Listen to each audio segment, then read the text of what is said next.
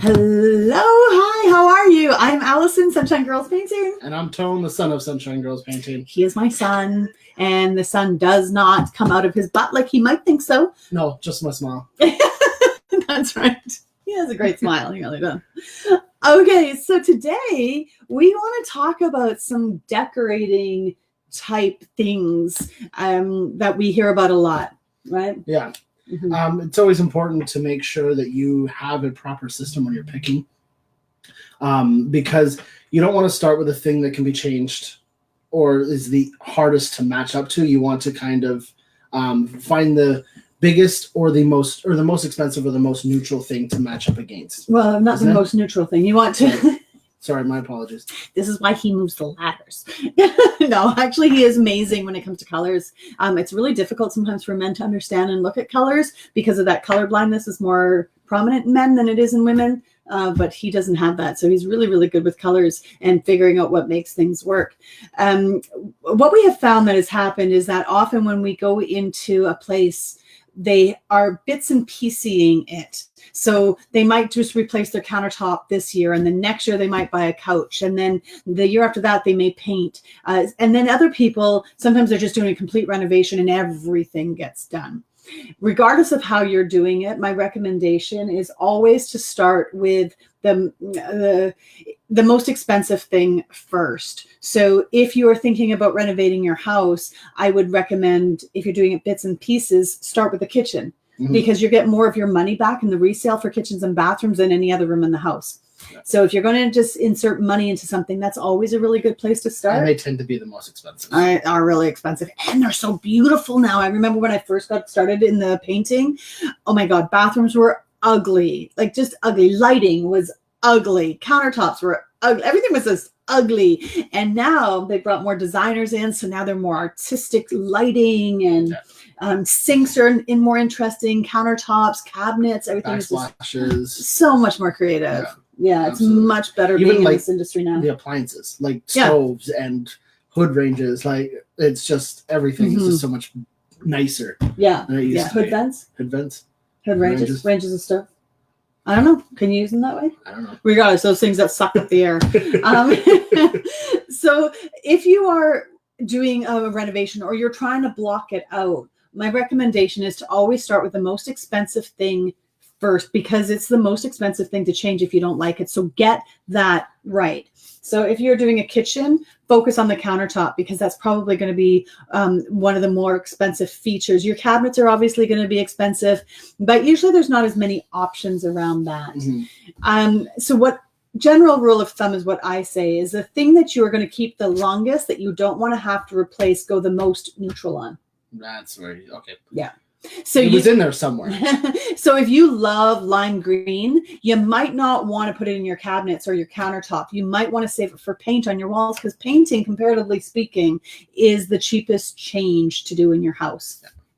A lime green couch may only be appealing to you during your lime green phase. So you could do one wall in lime green and the rest in neutral colors, and then just keep swapping out that lime green, because it's easy. It's one wall. It's a 1 gallon of paint. It's not a big deal. You're probably looking at a couple $100 and you got a facelift. If you do a lime green countertop, you're stuck with it. Yeah. Or you're spending like $5,000 to buy a new countertop.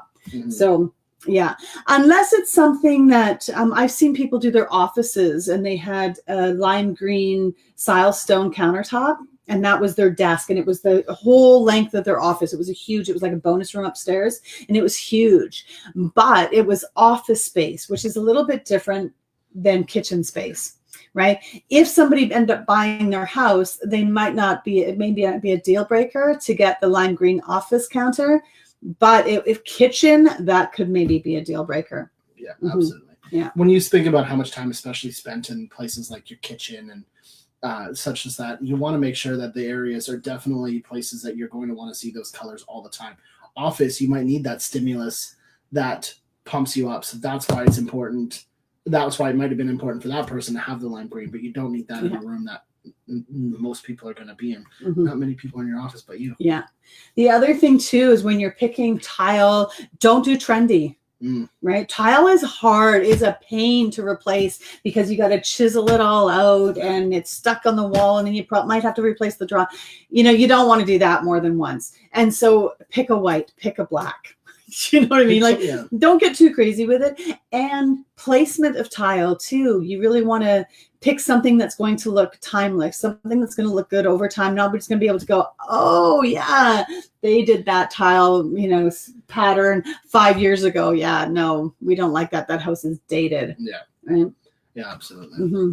And then if you're just changing one wall in your house, again, if you can have it that you love it. So say your walls are all white and you've got like a lime green wall over here. Maybe in your bedroom, you've got a navy wall, and maybe in your bathroom, you have an orange wall.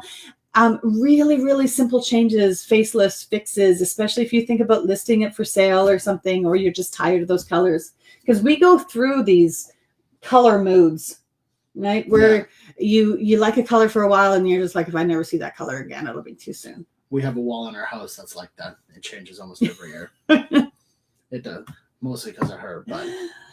Yeah, because I like white, and so I have a challenge when it comes to color, but he really likes color, so if it's all white, he's like a little bit whiny, and I can't have that. What's that? I feel a little institutionalized. She runs the nut house. What it is that, and I say this to people all the time, I have so many voices in my head, hence the nut house. When I change colors in my house, my voices in the head want to have conversations about it. But if my walls are all white, they don't have anything to talk about and they stay quieter. So it's much better for me that way.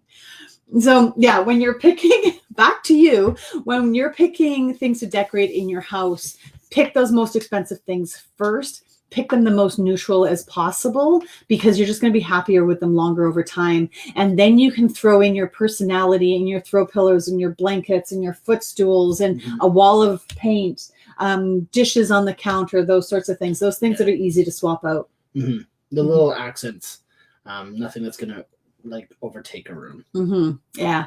So that's it. That's all we got about tips on how to decorate. Well, maybe that's not all we got, but that's all we got for you today.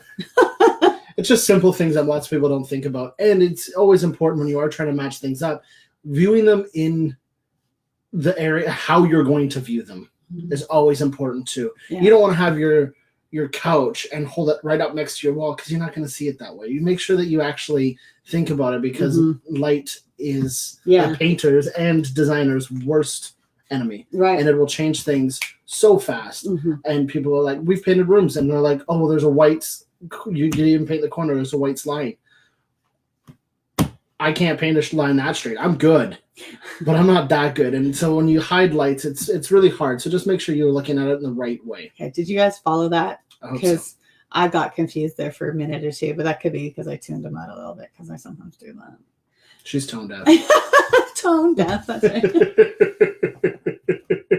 So anyway, that's a forgot. And the other thing too is the color selection system that I have designed will really help you pick not just your wall color, but these principles that I teach you about picking colors that work best for you. You can use them to pick your carpet. You can use them to pick your countertops. You can use them to pick your fabric, because the principles are exactly the same, making sure you can actually see what it is that you're going to be seeing. Like I did an estimate the other day, and the woman was picking carpet, and she had the carpet samples leaning up against her wall.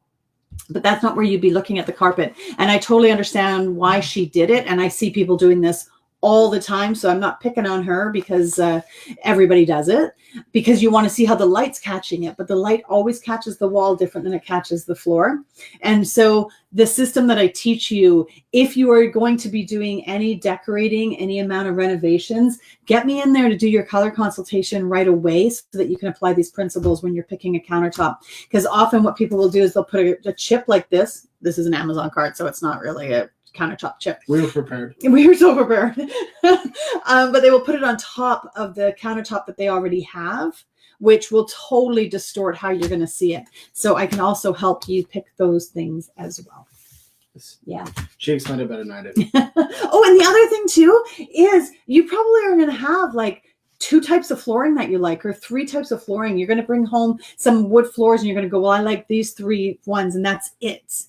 right? So you only have like 3 choices of floors when it comes down to what you actually like. With paint, you have thousands of choices, right? There's only 50 shades of gray. Nope, there's not. There's like 5,000 shades of gray. And so we can always tweak a color to get it exactly where you want. But if you're buying a hardwood floor, that's what you're getting. So it's not like we can just say, oh, can you just change the dye lot in that? It doesn't work that way. So those things that you're most limited to, pick those first. The things that are most expensive, pick those first. Yeah. All right. That's all we got. I'm Allison, Sunshine Girls Painting. And I'm Tone. Open up your house. Let the sunshine in. Take it easy.